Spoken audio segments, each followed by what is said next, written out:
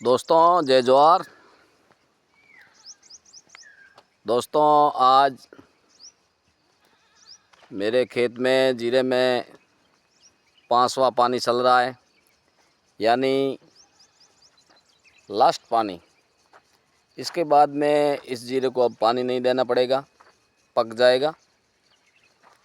तो दोस्तों कोई भी काम पर लक्ष्य ज़रूर होता है।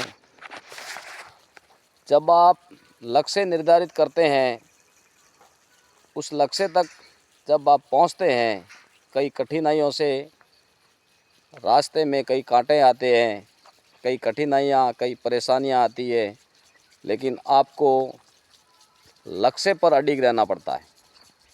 जब आप लक्ष्य पर अडिग रहेंगे तो ही आप मंजिल को हासिल कर पाएंगे। कई युवा हैं जो एजुकेशन करते हैं, पर रास्ते में किसी की बहकावे में आ जाते हैं, तो शिक्षा को छोड़ के सोचते हैं दूसरा काम कुछ कर लें तो उसमें लाभ होगा। तो शिक्षा को बीच में छोड़ करके वो काम पकड़ लेते हैं। जब काम करते हैं तो काम करते करते उनको काम में थोड़ी रुचि कम लगने लगती है, काम अच्छा नहीं लगता, काम में मेहनत करनी पड़ती है। तो बीच में काम छोड़ के फिर सोचते हैं कुछ और अच्छा देख लें। इस तरह एक बार काम को छोड़ना, अपने लक्ष्य को छोड़ना, दूसरा लक्ष्य पकड़ना, ऐसे करते करते अपने लक्ष्य से भटक जाते हैं। और भटकने के बाद में वो लोग आगे नहीं बढ़ पाते।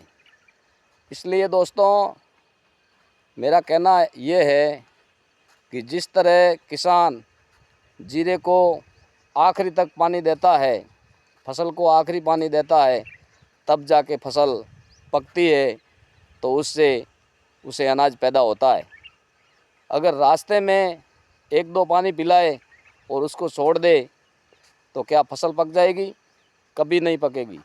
इसी तरह कोई भी धंधा हो, बिजनेस हो, या फिर एजुकेशन पढ़ाई हो, आप जिस लक्ष्य पर है उस लक्ष्य के लिए अडिग रहें और उस लक्ष्य पर निर्धारित और समय पर काम करें, किसी की बातों में ना आए।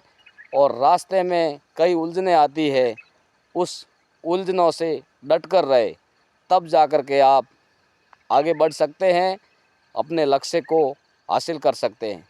दोस्तों इस बात पर मुझे सर्वज्ञ लेखक श्री